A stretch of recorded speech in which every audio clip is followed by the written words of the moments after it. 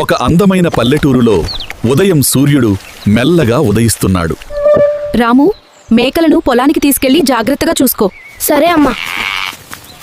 రాము అక్కడ ఒంటరిగా కూర్చొని బోర్ ఫీల్ అవుతున్నాడు. అయ్యో, ఇక్కడ ఎంత బోర్గా ఉంది. ఏదైనా సరదా చేద్దామా? పులి వచ్చింది, నన్ను కాపాడండి. వెంటనే పరుగెత్తుకుంటూ వచ్చారు. కానీ అక్కడెక్కడా పులి కనిపించలేదు. ఏ పులి లేదు. నేను జోక్ చేశాను. మరుసటి రోజు కూడా రాము మళ్ళీ అదే పని చేశాడు. గ్రామం వాళ్ళు మళ్ళీ పరుగెత్తుకుంటూ వచ్చారు. రాము, ఇలా అబద్ధాలు చెప్పకూడదు. కొన్ని రోజుల తరువాత ఒక సాయంత్రం రాము మళ్ళీ పొలాల్లో ఉన్నాడు. అప్పుడే గడ్డి మధ్య నుంచి ఒక పెద్ద పులి బయటకు వచ్చింది. అయ్యో, నిజంగానే పులి వచ్చింది. పులి! దయచేసి నన్ను కాపాడండి. ఎన్నోసార్లు అబద్ధం చెప్పాడు.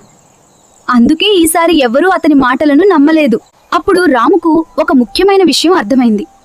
అబద్ధం చెప్పేవారిని చివరికి ఎవరూ నమ్మరు.